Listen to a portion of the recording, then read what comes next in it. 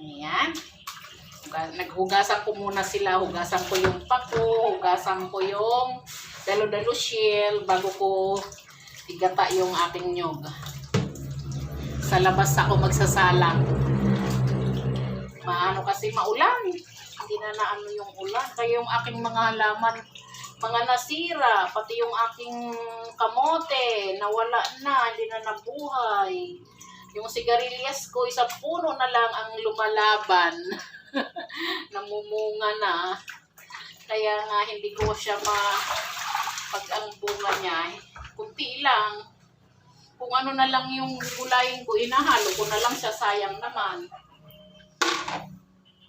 Pero yung iba, pinagulang ko siya para may itatanim ulit ako.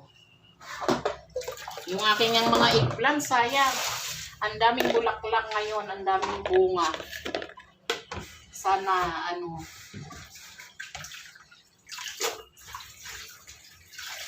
hindi sila masira ng tuluyan. Ang hirap pa naman ng lupa dito sa amin. Probinsya to ha. Kasi nga lagi dito sa amin binabaha, kaya pangit yung lupa niya. Kaya bumibili lang ako ng garden soil talaga. Yung garden soil, yung naman yan yung kusot ng puno ng nyog. Kaya madali siyang maubos. Madali siyang ilang dilig mo lang, wala na. Tinangay na ng tubig. Ganda tong ngayon, maliliit to. Maliliit yung kanyang dalo-dalo. Ayan, bigisa ko siya sa sibuyas, bawang at luya. Maglalagay ako ng luya kahit may pako. Kasi nga para dun sa dalo-dalo shell. Ayan.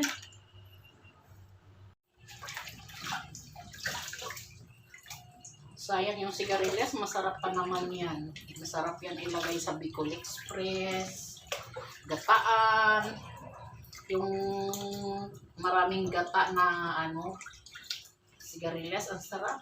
Kaya lang hindi marami, isang puno na lang ang natira sa sigarilyas ko.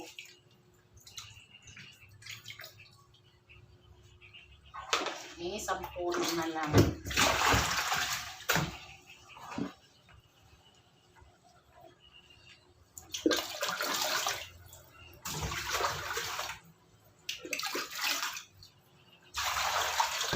Yan sa Manila, ang hinahalo sa kuko.